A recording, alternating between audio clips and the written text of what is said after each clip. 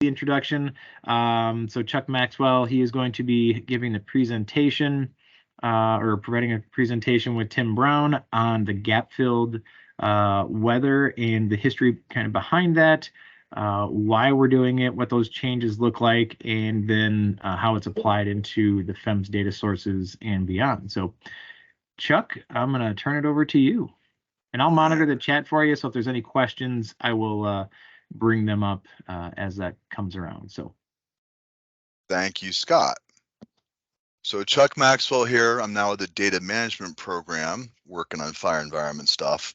And I got Tim Brown on the line here, and he's going to go over the presentation. It's been augmented a bit, but I think it's similar to what he provided at the California FDOP workshop. But basically want to give a presentation on the latest updates to the RAWS QC and gap fill project. And I have some information towards the end to kind of bring it home, I hope, from an application perspective. So Tim will probably be doing most of the talking, and I'll be clicking buttons. Tim, do you have anything to say for an intro, or shall I just start the presentation? Let me get fired up here. There we go. No, I think we can start unless you do want to provide any little bit of background. Any more? I think it'll probably come out as it comes along. I guess the bottom line is we've been doing a lot of work on these data sets, trying to figure out how to version them and deal with them. You know, we have several of them now, right? Some of them are older and different, and some are new and better. And so that's really what we're going to talk about. Tim's going to go over the basic methodology for all that. And at the end, I'm going to try and bring it home with what that versioning thing is we're talking about. Kind of getting a little sciencey here. So that's why we're recording all this. No, sounds good. Thanks, Chuck. And hello, everyone. It's great to be. I didn't realize there were so many people that enjoy the RAWS QC topic. This is a nice list of folks. And especially if you like to geek out on data and models and statistics, that's what all this is about, although we don't have to go into great detail on that. But if you have questions, that's fine. And speaking of that, if you do have something along the way, raise your hand or whatever, and if Scott is monitoring that, or Chuck, feel free to interrupt. Yeah, and let's just answer them right there. All right, so let's just want to check if we're seeing presentation version on the screen. Yes, I am. Excellent. Okay, good deal. Take it away. All right, and you know, Chuck, and should I mention that I'm highly qualified to do this since I've been making up data since 1998? Yeah, it's been a joint venture for a good 25 to 30 years between a lot of us, Tim. You've really helped us out. Really appreciate it. It's been a lot. No, and we joke a lot, but really, it's just helped so much. And you'll see from the work Tim's done, fire danger wouldn't be the same without West Region Climate Center and the work of Dr. Brown. All right, I appreciate that. All right, well, let's go to the next slide and talk about the objective here. Let me click that. Okay. So why are we doing this project? And I was excited when it actually first became reality because the Western Regional Climate Center signed into an agreement. It was a MOU, a Memorandum of Understanding, back in 1986, I think it was, with the BLM when they started putting RAW stations out in the Great Basin. And in those days, it was, maybe some of you know this or remember, but it was in a grid format around the basin. Of course, that gridded concept has gone away in terms of the observations, but nonetheless, the Western Regional Climate Center has been archiving RAWS data from the very beginning. But something that never happened formally was a QC of the data set. So Boise would have their watchdog system, and I know folks in local forests and units and districts and whatever GACs have done some of their own QC over time out of necessity for that. But this is the first ever effort to perform a QC on the RAWS data set nationally, to utilize consistent methodology and hopefully make it work for the different fire business aspects that it will wind up being used for. Now, I know NFDRS is the primary motivation, but I can also tell you at WRCC, we get requests for ROS data that are beyond fire. They're used for other public interests as well. So it's a unique data set, especially in the terrain, the complex terrain regions. And it's a highly valued data set. So there's about 2,000 permanent stations, and that's what we're focused on. And yes, I suppose I could go through and look at every hour of every day of every station for every year. But we felt maybe it would be a little more efficient if we developed algorithms to do these QC checks. And so that's been a big part of the initial effort here.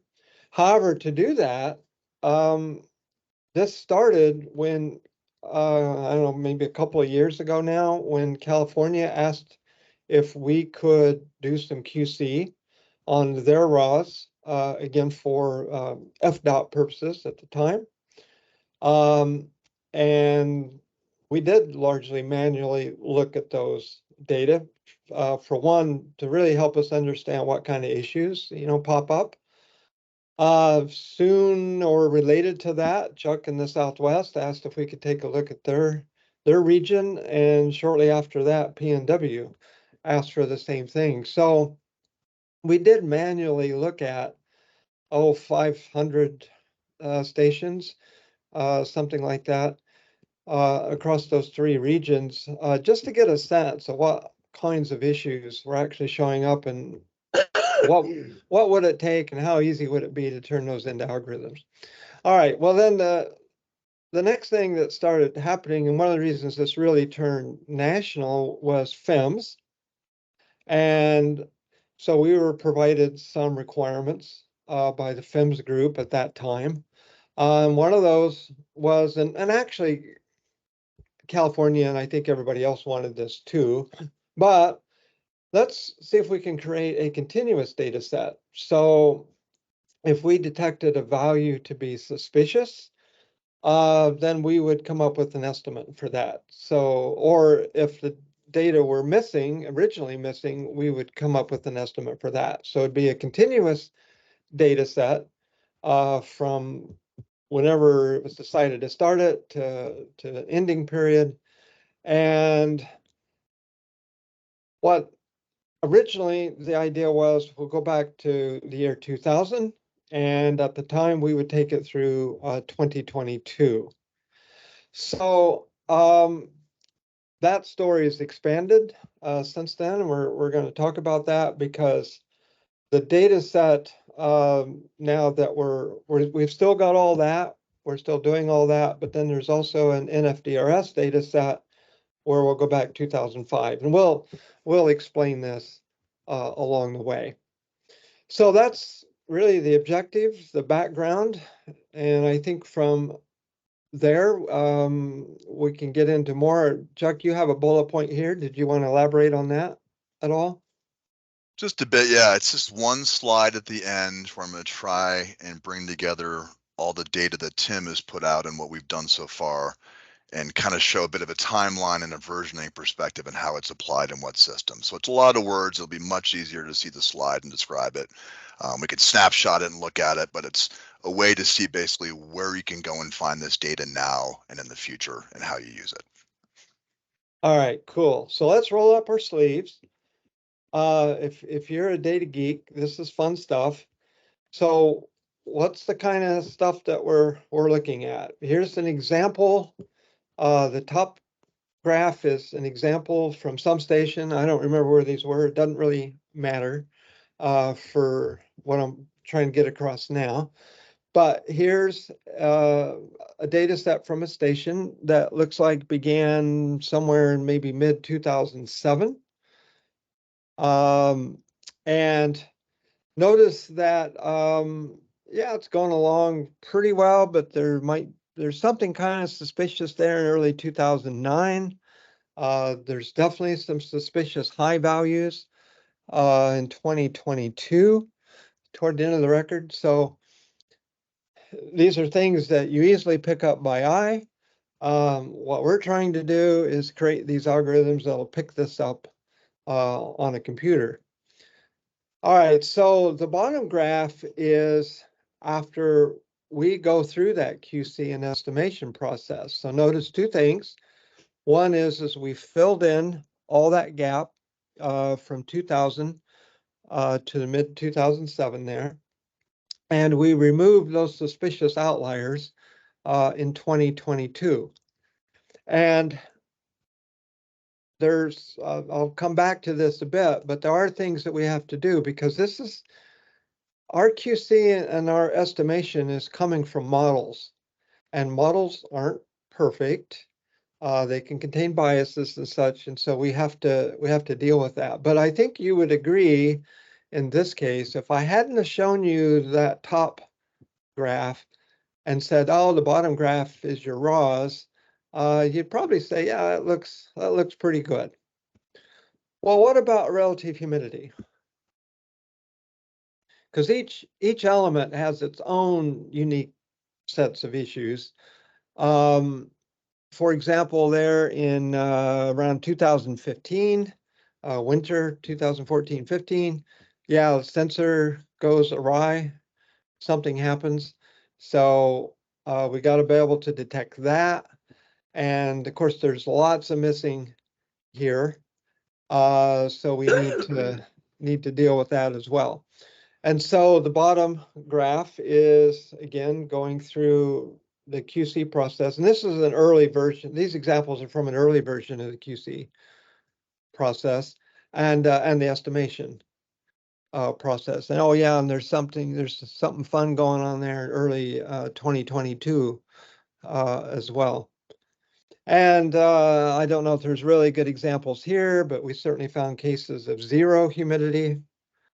And so you can check for things like, is it an actual realistic value, or is it possible but not likely kind of thing? So all that, we keep in mind as we develop this.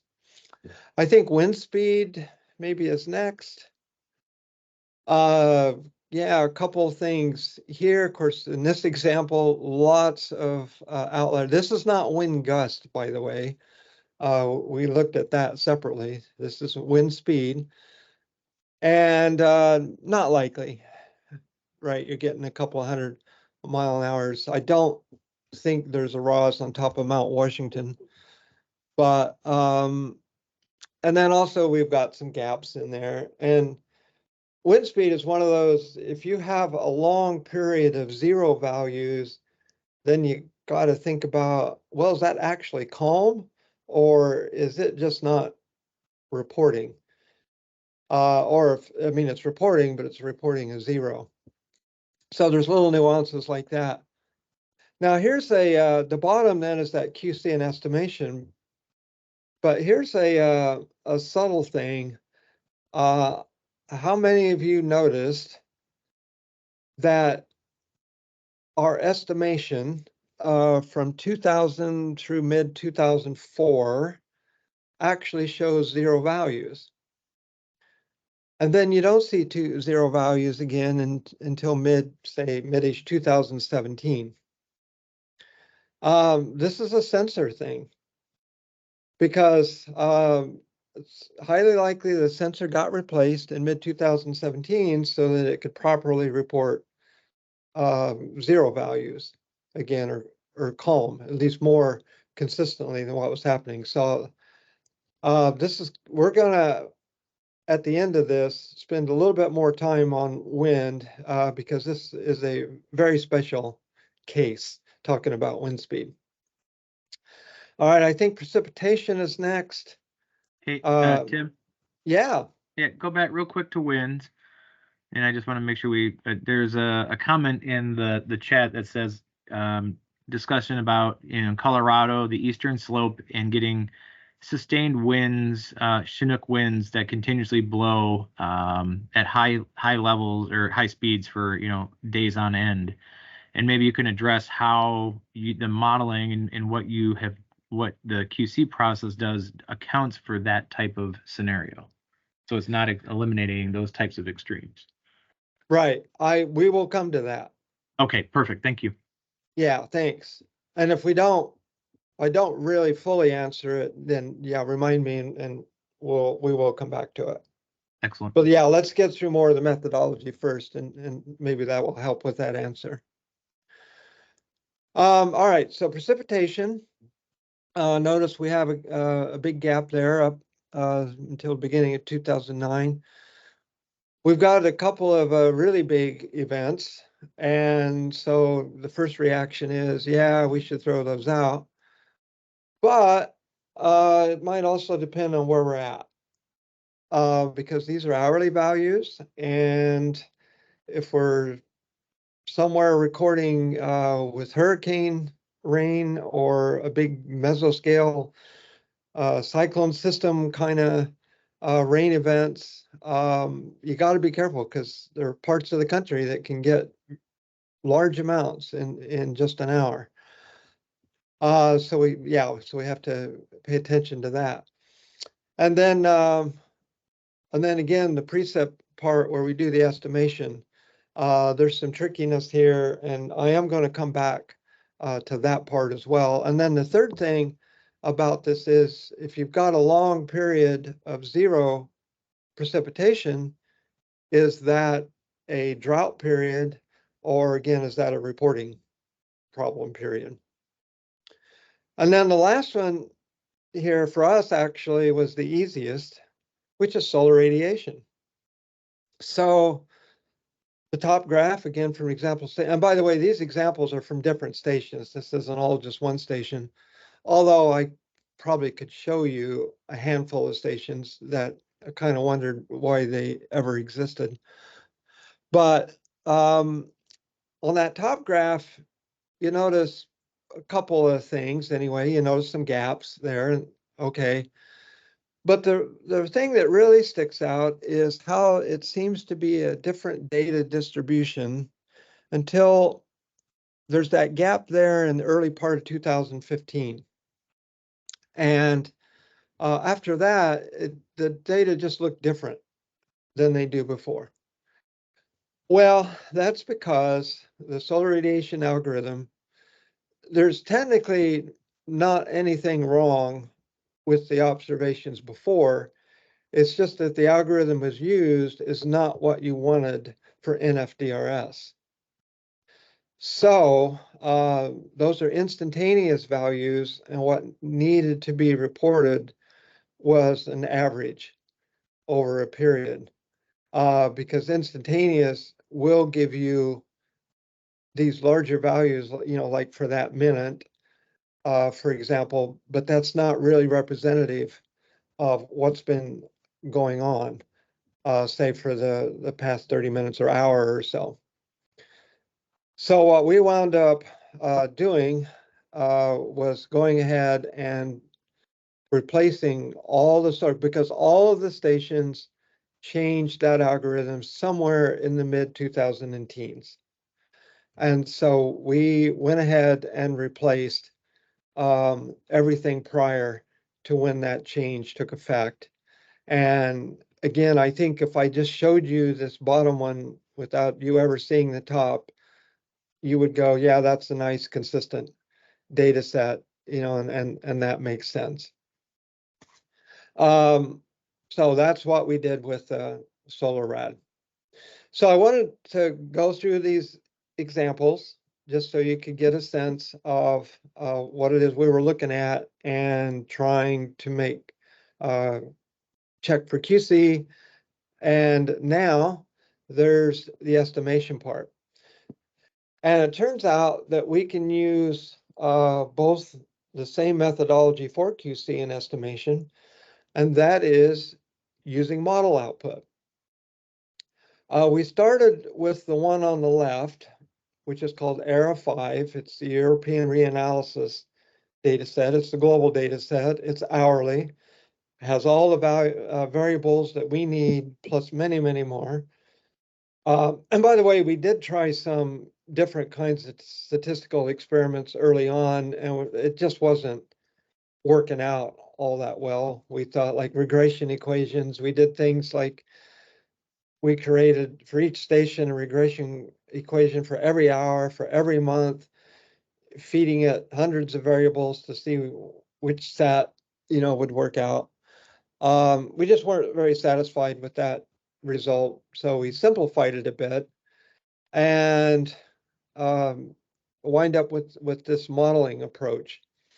And the one on the left is ERIFY. The one on the right is a data set that we added more recently that we're utilizing. It's called IRMA. It's unrestricted mesoscale analysis. For those of you that are familiar with the real-time mesoscale analysis that the National Weather Service runs hourly, that's a data assimilation system. Those data are input into the numerical models like the NAM and the GFS. So basically, that's one of the major inputs for the model forecast. And also, it's on the same grid scale as NDFD. So it matches the forecast system. You can see on the left that that's more coarse in resolution at 9 kilometers. IRMA on the right is 2.5. And we've discovered so far that there's value in considering either one of these. It depends on the station.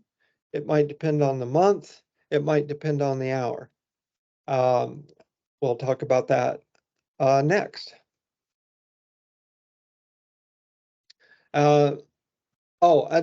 Yeah, so that one was for minimum temperature. This example is for maximum temperature. And this is just one day, 2003, July 24th, basically afternoon temperature. And again, these are here to show you just the difference in the resolution and why higher resolution could actually be of value for this. But like I said, it's not always necessary, but it can at times be quite helpful. Okay, so we got a question early on. I think I presented this at Predictive Services annual meeting.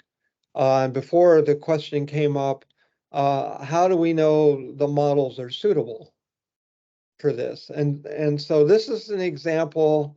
The top is the original RAWs. The middle, in this particular example, is from ERA 5.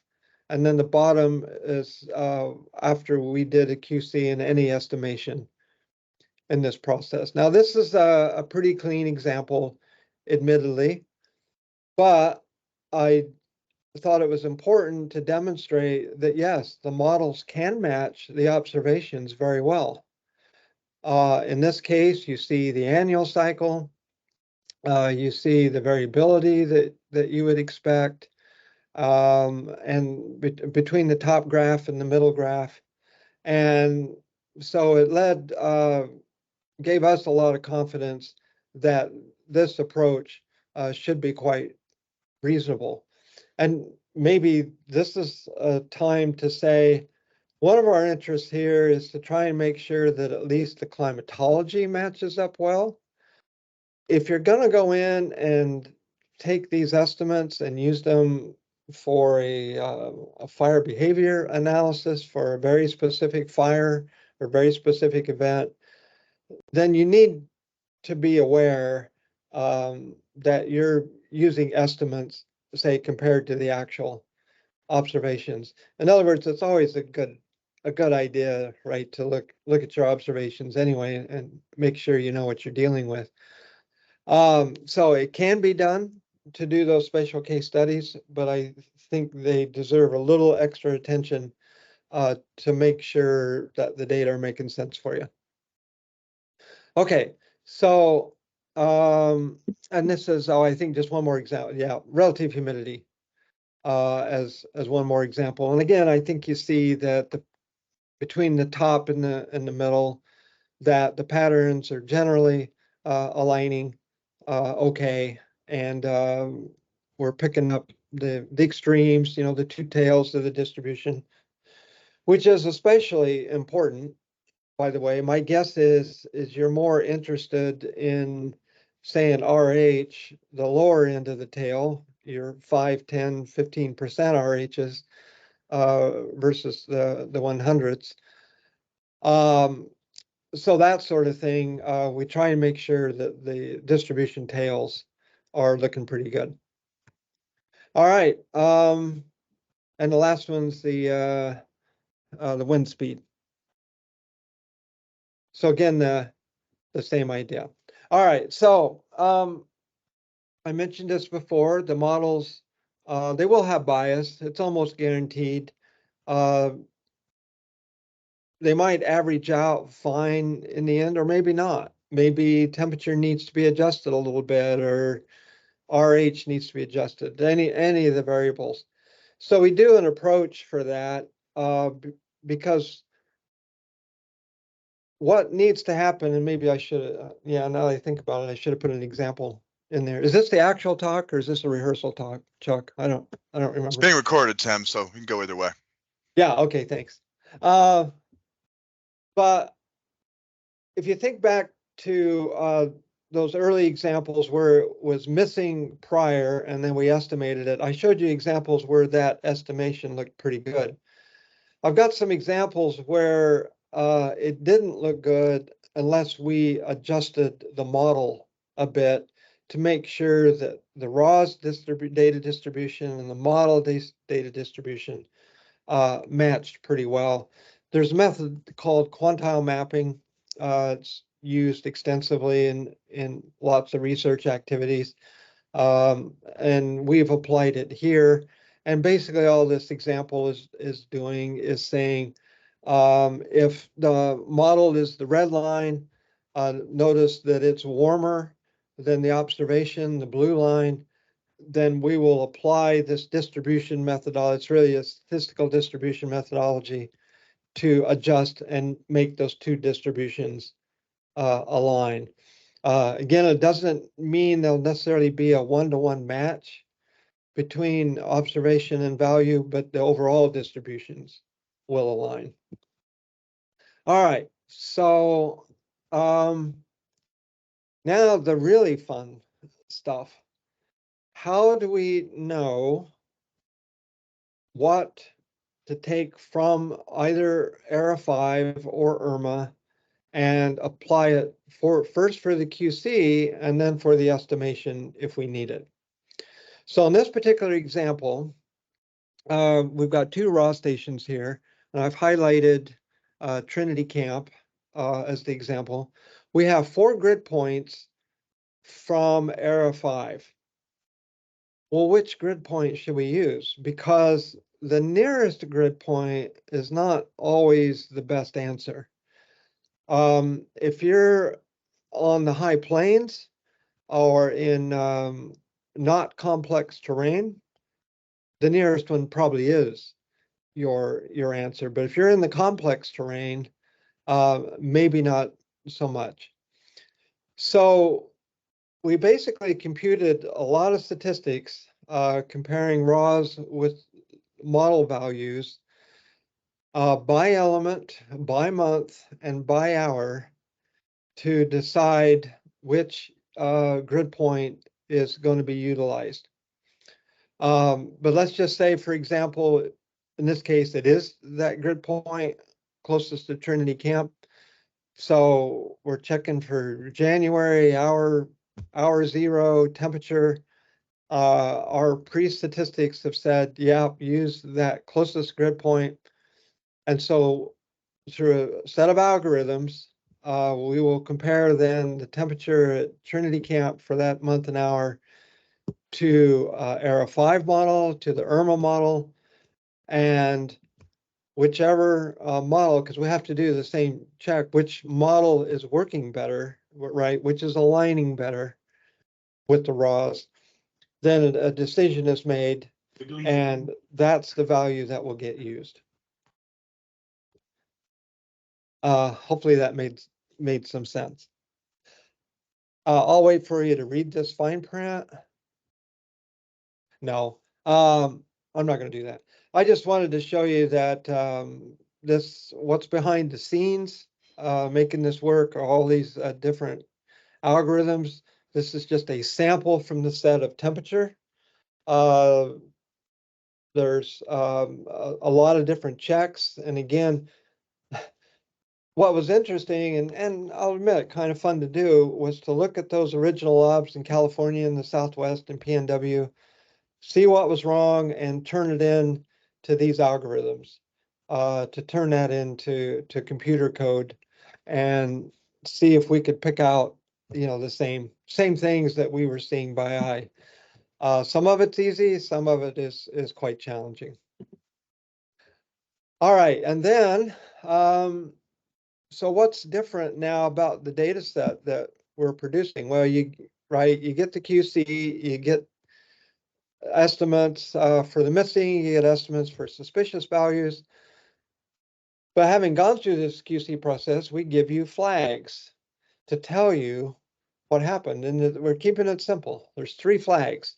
0 means the original value was retained. It was originally observed, it fulfilled the QC validation. We didn't feel like we needed to do anything with it. Number 1 was actually, for flag 1, it's also quite straightforward because the original value was missing for whatever reason, and just replaced with an estimated value based on all that process I just described. And then 2 is that the original value was deemed suspicious. It failed that QC inspection, and so it has been replaced with an estimated value. And these flags are done for each element. So there's a set of flags for temperature, RH, wind speed, and so forth. And they're put out at the end of the data field. So on each row of the data set, you have these corresponding flags that tell you the state of the observation. All right, and then we were asked originally to put all this in the FW21 format. And so here's an example of that. The format is very straightforward. I'm sure all of you are familiar with the old FW13 format and perhaps still using that. But as time moves forward, the arrow of time, things will be switched to FW21 as far as I know. It's a simple, comma delimited format. And so you have your headers up there, and then you have your values, and there's the flag fields out at the end. In this particular case, they're all ones because that first hour of January of 2000 was missing, and so all that got replaced. Now, I think there's going to be a bit more discussion about this format. It's been brought to my attention, for example, well, should we have like a station ID maybe is the first somewhere highlighted, but we don't want to do the like FW13 where each row had its ID in front of it. That's really inefficient and just takes up storage space. So right now, the file name, or the station ID because that's in the file name that we give you. But so there may be a bit more discussion about this, but right now this is the output that's being produced. And then next, a new thing that's automated now are the snow flags. And I'm sure some of you have some thoughts about the snow flags.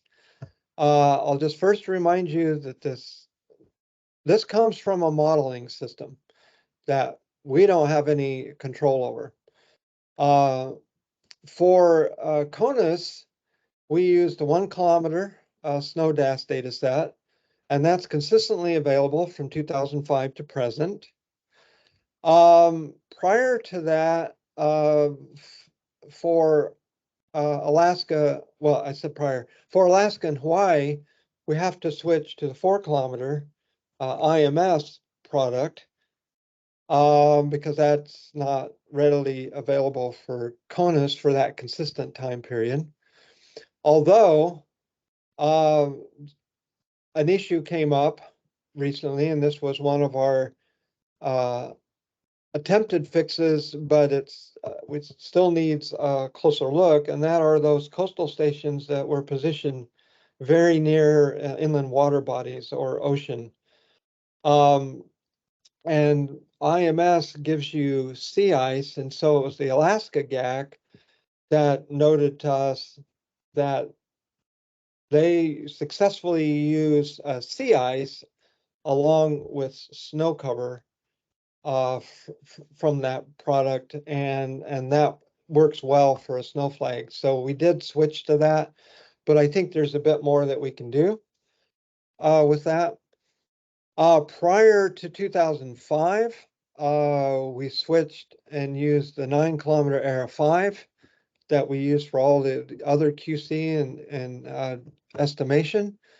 And I am confident that the snow in Era 5 is good, even at 9 kilometers, because the different folks from different groups in Alaska have indicated that snow cover, at least up in the northern latitudes, is quite good from that data assimilation model.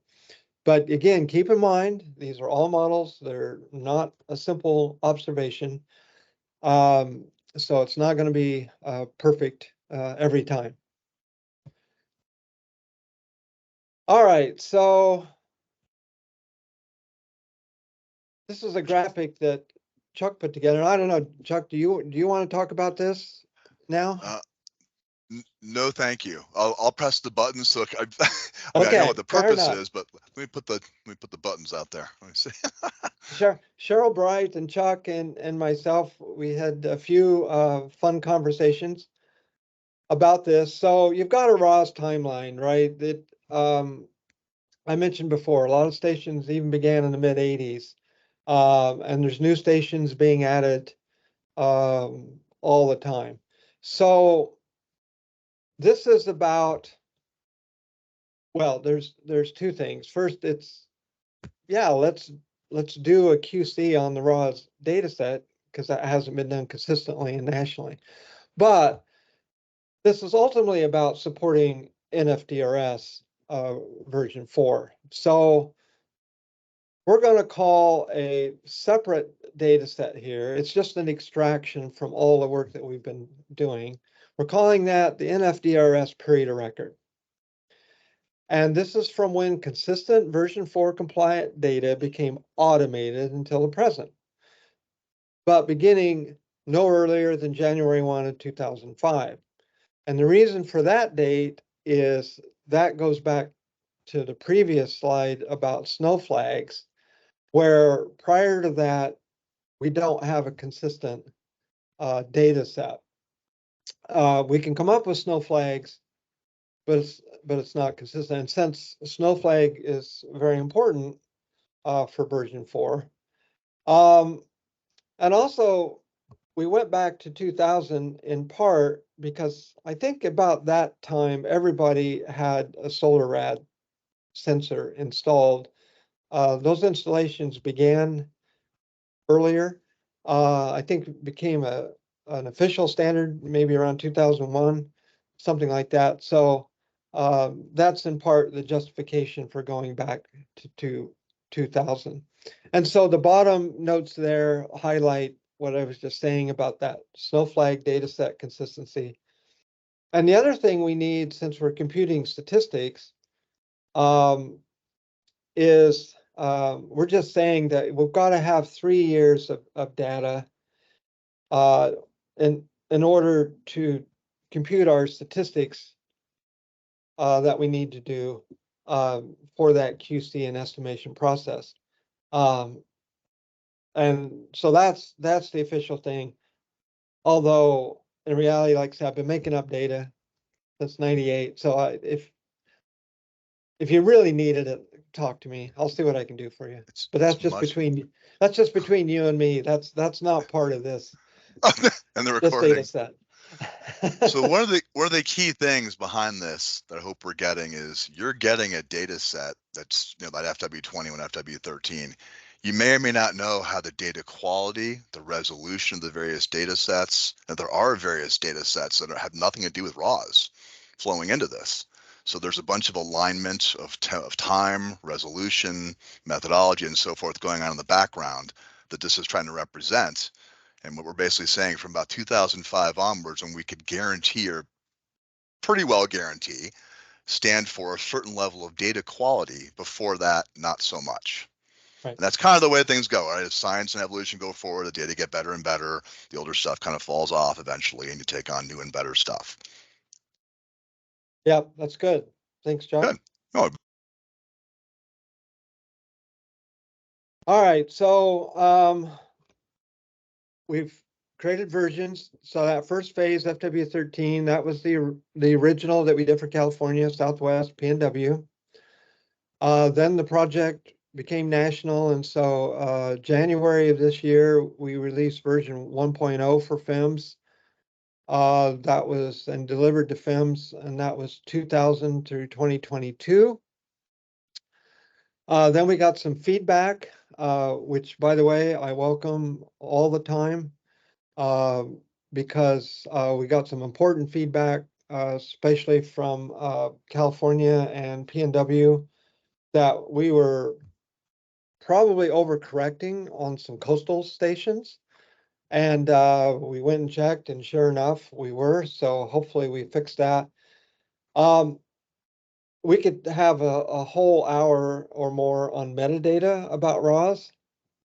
But as the metadata got cleaned up, so that's been happening simultaneously, we decided that almost 2,000, or sorry, I'm getting ahead of myself. In that version 1.1, 1,914 stations were done.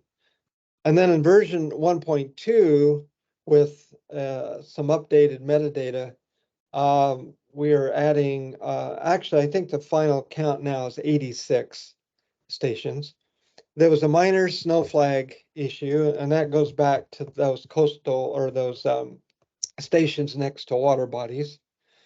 So version 1.2 that we're looking like we'll be able to release here within the week or so will be 2000 through 2022, but there will then be extracted from that what we're calling NFDRS POR period of record version 1, which will be 2005 to 2022. So that goes back to the previous slide that Chuck just elaborated on, and that's what will be operational in FEMS. Now, having gone through those versions and some other feedback, we discover other things. So precipitation, we need to do some things there. Wind speed, I got like 4 slides to show you detail there. We need more detailed validation. There's some algorithm tuning we know we can do. And in that release, which we're anticipating sometime in 2025, it will carry the data set 2000 through 2024, which means that NFDRS period of record version 1 will be 2005 through 2024. Okay, is the wind next? I don't remember what the next slide is. Or is there any questions so far? Just a question from Chuck here. So to clarify, that period of record will be 2005 to 2024? Next year. The next round, okay. In the version 2 release. So we'll probably call that then version 2, right? NFDRS POR version 2. Copy. So I'm sure I didn't blow the last slide. Yeah. No, you're good. All right. Here you go. Next is wind. Yeah, so just a little bit on the wind. There's a finding and some executive decisions will need to be made. These graphs are unrelated to this QC. This is something we were doing in California a few years ago. We wanted to compare another model, the WRF model. Perhaps you've heard of that. We run that operationally for California and Nevada. But we wanted to compare, right, the different elements to the observation. So here's Juniper Creek, raws. And if you just look at the plots, the two on the left are morning, two on the right are afternoon. The top row is January, the bottom row is July. Generally speaking, the model winds and the observed winds line up well. There's always going to be, variability like that. But what I'm looking for here is a pretty linear trend, at least. All right, so that's good. Next slide. There's a picture, I don't remember when this was taken, of Juniper Creek, but anyway, it's out in the grassland region, so nice, good open exposure. All right, and the next slide, then we come across big pines, and that linear pattern is not there anymore. And what we're seeing is that the model winds are much higher than the observed winds. And we go, well, that's interesting. What does that station picture look like? And we see all the vegetation growth creating a wind barrier around the site. And as we looked at more of these around California, we come to realize there's actually a substantial fraction of stations that we should probably look at in detail. If we were to create a simple algorithm, almost half of the stations got flagged. That doesn't mean they're all going to look like this or they're all bad, but even just seeing one of these is enough to realize there could be an issue, not just in California, but it might be much more widespread. And so that's part of the next phase here, is to dig into that a little bit deeper. And then the executive decision is, and I mentioned this to the FDOPS meeting last week, is that what wind speed do you want? Because if you want what's a representative wind speed of the area, then we're going to need to figure out when this barrier really began and replace everything after that. Because basically these wind speeds are too low. There's nothing wrong with the wind speed at that sensor, for the most part.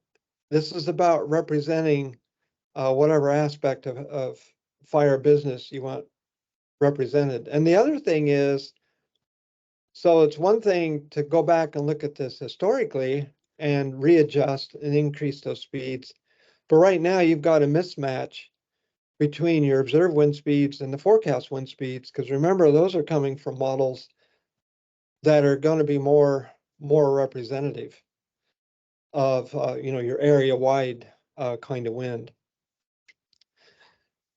So I think that was it for my thing. Yeah, I mean, as always, this is a lot. Yeah, let me shoot to the last slide first, because we're running short on time. I want to don't want to blow people's minds too bad, but so what I tried to do here is get the same list of products that Tim gave before chronologically on the left-hand side. They're exactly the same. I just had to switch a couple to make this slide make sense. I tried to put where they are accessible now and in the future. FEMS being yellow, blue being not FEMS, which is important. And really what this is on the right just represents kind of that versioning timeline as you go from the older versions of stuff that was good, but not as good as it is now. And you go down this timeline, we see a situation where we're going to archive or deprecate. Doesn't mean they're gone, they're still around. We're going to let go of those old versions. We're going to move towards having an operational, this POR version is something you can use out of the box. It doesn't go back before the station existed. Consistent station catalog settings nationwide, including preset. This is all doctored up, ready to go right out of FEMS, right out of the box for consistent fire danger analysis. Boom. Everything in between, including the stuff that Tim is creating now and has created, will be in more of an SME access area. And because we're going to need, the reason is we need people looking back past 2005 and so forth to understand the changes in the data methodology if they're going to be using that data for the same thing. And so we feel this is more of an SME thing. With the number of data sets we have now, we can't have someone assigned to take care of each data set and explain it, right? We kind of go along with the methodology, understand there's a continuum here. It will consistently get better. It will be documented. Things will be retired or deprecated, and we will always have an operational version. And key here with this operational version going forward is we're going to switching it in the future in the coming years to more of an interagency enterprise approach. So that's key. Forest Service so far has paid for this. Other good graces. We want to bring it to more of an interagency enterprise approach to bring more perspectives and perhaps more resources into the picture, and there'll be opportunities to discuss some changes at that time. So that is the final end of this. I'm sorry we ran long and don't have a lot of time for questions, but are there some questions or any comments from Scott, Lynn, or anybody else on the management side?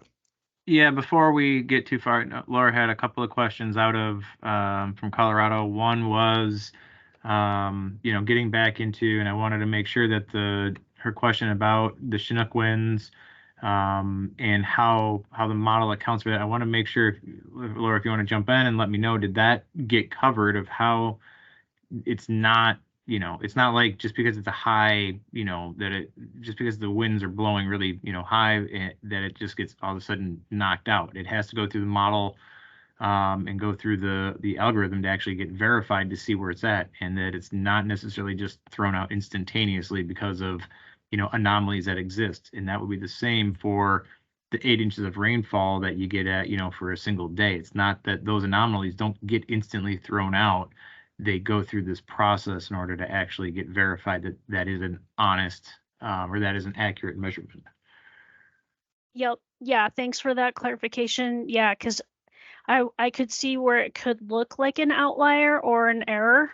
But in fact, as long as, someone is aware and there's, fallback to verify that, that was my concern. Thanks. Yeah, let me just clarify on that we're using the word model. It's a, there's forecast model, that's one concept, but there's data assimilation, which is a model. So these systems, ERA5 and IRMA, are assimilating observations.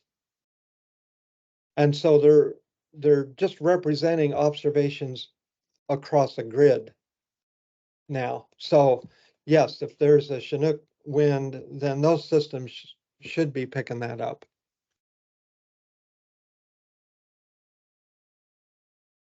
And then Laura, you also asked about the linear regression. Did you want to ask Tim directly about that? Well, yeah, no, I was just when you were presenting on the winds, and I think earlier in the presentation you mentioned that there were some issues and for why linear regression wasn't working, and so I was just wanting to get just a little bit more clarification of what the distribution was or what the relationships were, if they were non-parametric and it was violating those linear regression assumptions, or what the actual issue was. Yeah, it was, I think, a combination of things. We weren't getting,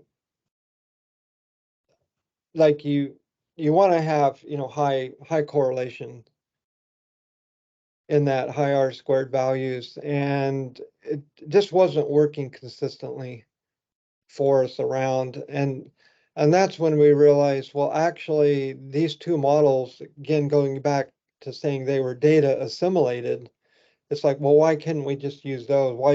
Why go through a bigger statistical process on top of everything else when it didn't appear to be all that effective and probably no reason to do it. I think there's a much larger discussion about wind coming. Oh, yeah. Yeah. Yeah. Yeah, correct.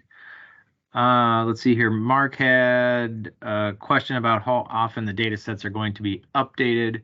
And Mark, we are working on that cadence of how often we actually want to be going through and looking at that. And so we don't have a final answer for you right now, but we were trying to get to a stable set looking at that, 2024 timeframe, so that would be updated. Again, being the operational FEMS data set. But then FEMS, we're trying to set that timeline right now of how often we do want to go back and have that updated, and that will also go into science and with DRI to finding if there's significant issues that are being found that do need to get adjusted. So no final answer for you yet, Mark, but yes, we are looking at that. So Sean also had a message in the chat about the NWCG standards for siting for stations, and that is very true. But there was also some really good discussions that went around and at the R5 workshop about, well, if all of a sudden you change that, what, or if you change the station or go out and clear it, when can they do that? And so there's a lot of questions that go around with this. I will address that with the new, at least through the Forest Service, and I think DOI also has it, the maintenance contract that is around, that is now going happening with the Ross Depot, and the Ross being visited and maintained by those individuals. We're looking to hopefully improve the data quality because it's a more consistent, we're getting out and viewing those more consistently, and they are trained, specifically for that task, and then also making sure that they're meeting the standards. So we're hoping that will help out with some of this data consistency, and hopefully down towards getting the wind speeds and some of that stuff addressed as well. Let's see here, Tim, I know you do have the PowerPoint, and yes, we will get that attached. We'll make sure that we get the video recording of this posted. I plan to post this on the FEMS portal site, so I want to get this under additional resources and the PowerPoint posted so that it's there and available for everyone. And I'll also make sure I can get it posted on this team site as well. Let's see here. Andrew asked a question about addressing DRI and the gridded ERC climatology. And I think a better question for that, or a better response, would actually be getting into for Matt, for Mr. Jolly on that. Since really Tim deals with the weather piece of it, and doing the gridded ERCY information, and Matt's been really working on the gridded information for fire danger. So I don't know if Matt is still on though or not. I am here.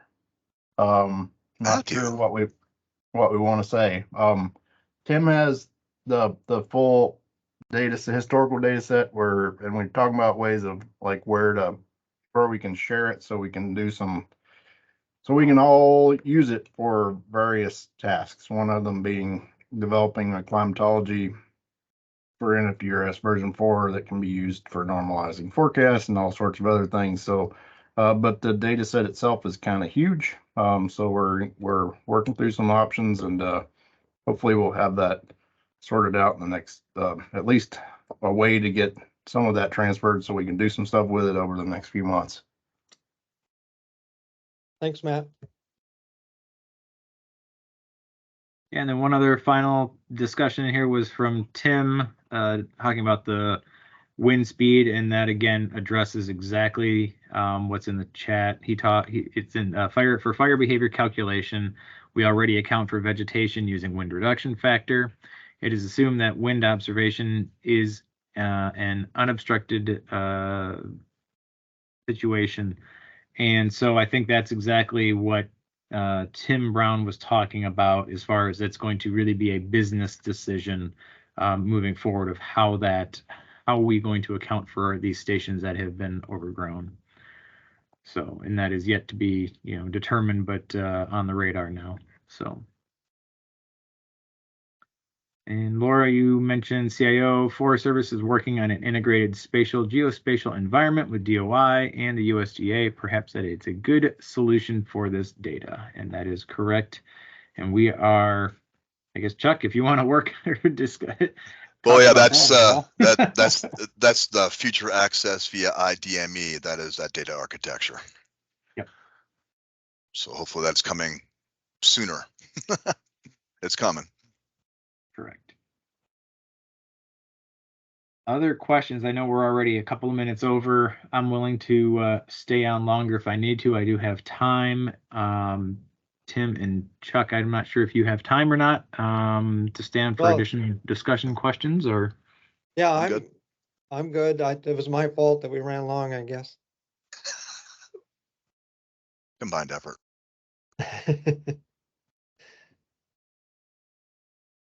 Any other questions for this? And don't mind coming off a mic either. It's sometimes good to have the open discussion.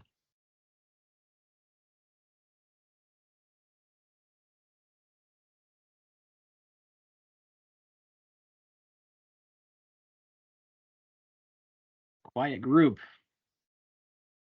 You've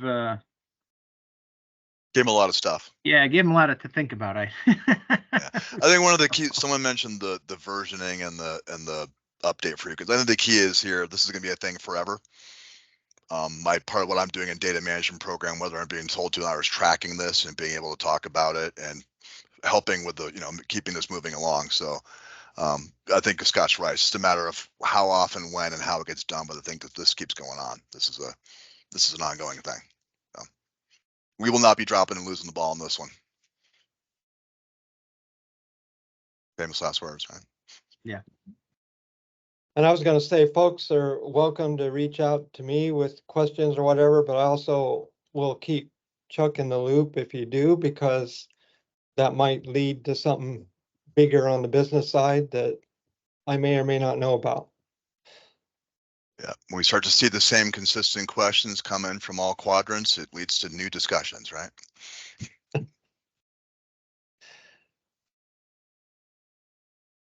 Mark. I keep muting myself. So I was working in FEMS yesterday or the day before, and I was noting that when I want to look at the ROS stations, the precip amount, if I wanted to look at just a 24-hour number, I actually have to add each hour for that 24 hours. Is there a way we can get something added in there so that we can look at a specific day, like last week when we had that 8 inches of rain? I want to look at that day and see what the ROS station said it happened. I don't want to have to go in and add the 2.1 inches, 1.1 inches, all that throughout the 24 hours. I want to look at the big number. I don't want to have to count them all up. I was wondering if there's a way to do that. And you already got the, Scott, you got the email from about my Fire Family Plus and FEMS numbers compared to WIMS numbers, causing me an issue. So I think we'll talk about that separately, right? Yep. So Mark, answer your question about the 24-hour precip. Yeah, it just depends on how much you like me and how quick we want to get that developed into FEMS. It's already on the docket of things to do. We know there's a lot of data summary information that's wanted out of FEMS, but right now we're really trying to focus on the data quality first, and then we're going to work on a lot of the visualizations and some summarizations as we get into more of the development, the advanced development. So yeah, it's coming. We also know that there's other means. If you want to be able to get that information, there's means of calculating it now. I know it's not great. It's not the best answer for you, but we're just trying to hit the big stuff first, and then we'll get to the information that you're looking for. So it is okay. coming. Also the data set update stuff. I have a couple of ROS stations. One of them's going down due to all the snow knocking trees down. It's going to be down for a month, and it's one of my primary stations. The other one is I had one down from December through just about last week.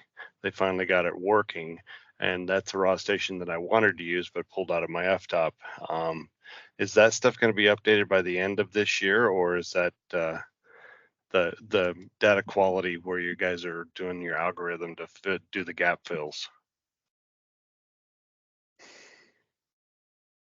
So when exactly did these go offline? One of them went offline last week. The other one went offline in December.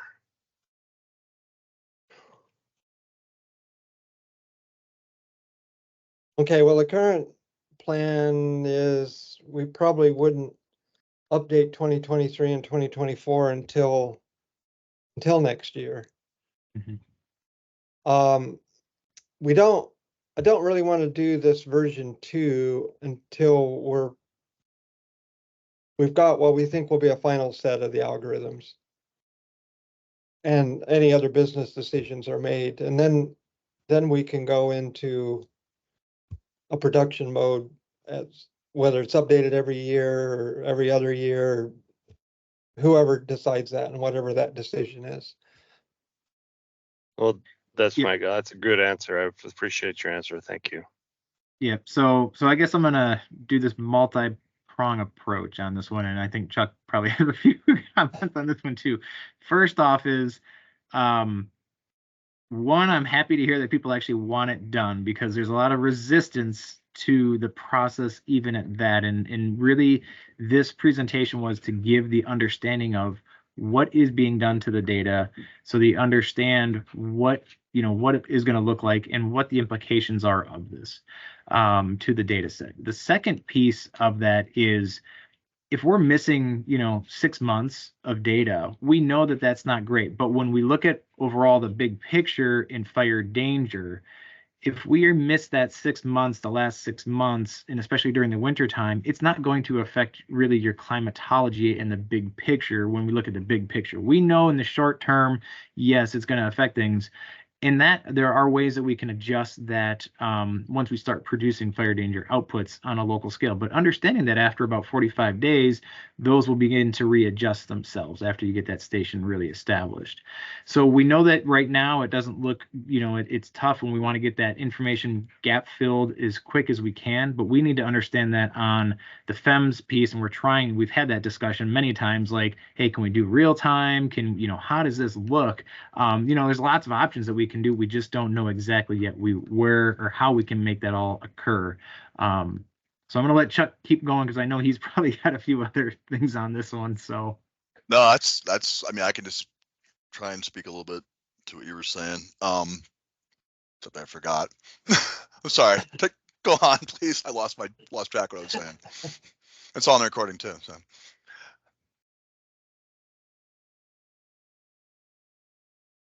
I guess I actually don't remember. So move on. Probably lost my mind. So Mark, did that help with your? Oh, my mind came back. Yeah. Okay, so that the short term, the real time or short term QC, right?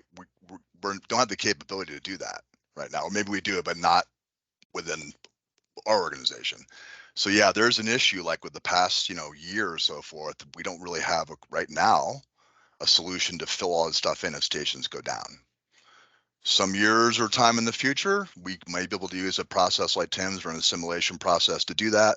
That would be a couple of years out when we talk about this IDME thing. So real-time QA, QC is possible, just not really discussable right now in our current environment. Unless Tim has a different approach. Maybe, but yeah, one for you and I to talk about some other time. Well, thank you. And yeah, I understand that it'll normalize after 30 to 45 days, so it's not a major issue. But I pulled it off of my FDOP for the year. I can put it back in next year. So. Quiz had a question on FEMS data available in version 1.0 has not been updated for the coastal corrections and snow flag, etc. Is that correct? Yes, that's correct. Quiz, that no, the version that is currently sitting in FEMS does not have the precip adjustment, and it does not have the snow flag correction in it. We hope to have that loaded. The plan is by the first or second week of July to get the very bottom, the POC, the period of record, the POR, period of record versioning of this data set in. So every time we try to upload and get a new data set, it would require us to do a new release. And we try and right now we've been really focusing on getting that the field sample information out and available. And then we've wanted to get a couple of these other little corrections that Tim's been working on inputted and give the time to all the the product to be reviewed before we start, just dropping it in. So that's why it's kind of taking a little bit of time, but you're seeing firsthand, what process is actually taking forward with, or where we're going forward with it, and timeline is about early to mid-July. So and that upload will be this, what we're calling the NFDRS POR version 1. Mhm. And so what's currently in FEMS is version 1 will be turned off, right? Correct. Yep, you'll only always be able to get one data set out of FEMS. We're going to have to send you somewhere else if you want to get the backfill data before 2005. Stay Correct. tuned for that. Yep. That will not be in FEMS. Critical key point. And it won't be for stations, at least in FEMS, you will not have stations where we have a station existed and, prior to that, we're not going to have backfilling beyond the station's period of record. So.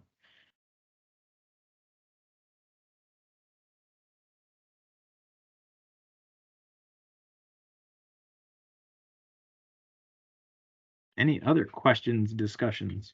I know we're definitely going long on this one, but lost a few people, but still a lot of people hanging on, so that's good.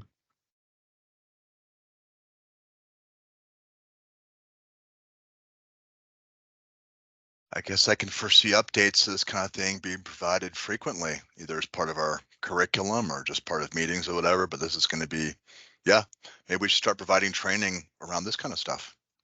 Yeah. Ongoing, huh? Yeah. Yep. I volunteer. I think Tim might. Scott Sure. probably does.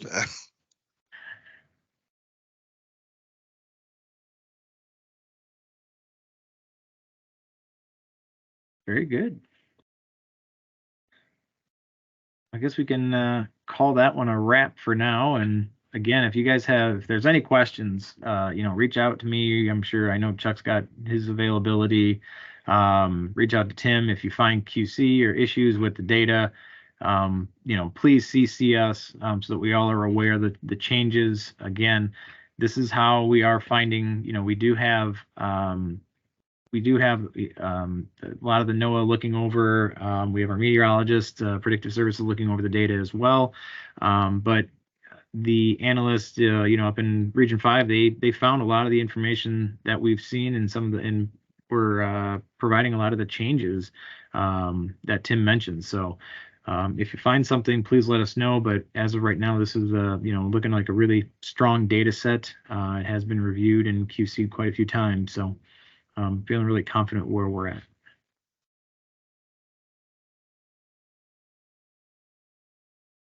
And confidence is a good thing to have in your data. Yep. Consistency, again, as we remember where we're going, consistency over the accuracy.